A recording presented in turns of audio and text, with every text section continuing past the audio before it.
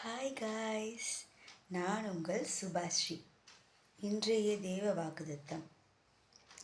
கர்த்தர் உங்களுக்காக நன்மையானதை செய்து திட்டமிட்டுள்ளார். ஆமென். எரோமியா 29ஆம் அதிகாரம் 11ஆம் வசனத்தில் உங்களுக்காகவே கொடுக்கப்பட்ட வசனம். கர்த்தர் உங்களை ஆசீர்வதிப்பார்.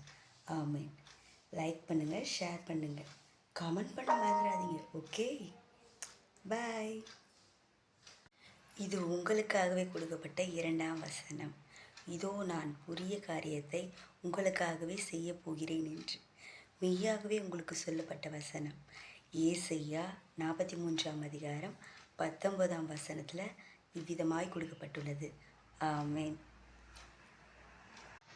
இதோ நீ என் பார்வைக்கு அருமையினானபடியினால் கனம் பெற்றாய் என்று ஏசையா 43ஆம் அதிகாரம் 4ஆம் அதிகாரத்தில் உங்களுக்காகவே கொடுக்கப்பட்ட வசனம். ஆமேன். கர்த்தர் உங்களை ஆசீர்வதிப்பார். ஆமேன். Blessing to you. ஆமேன். என்னை மறவாதவரே, என்னில் நிறைவானவரே, உம்மை நான் நம்புவேன்.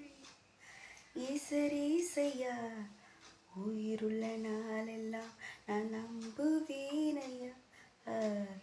என்னில் நிறைவானவரே, என்னில் நிறைவானவரே, உயிருள்ள நாளெல்லாம் நான் நம்புவேனையா. உண்மை நம்புவேனையா. கண்டிப்பாக நம்புவேன் ஏசப்பா. ஆமென்.